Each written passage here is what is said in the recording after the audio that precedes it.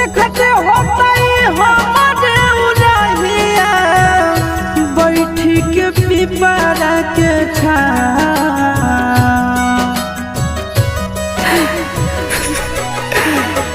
देखते होता हमारे उड़हिया बैठी के पिपरा के रुक रुक रुक अरे टरेनिया रुक रुक रुक रे टरेनिया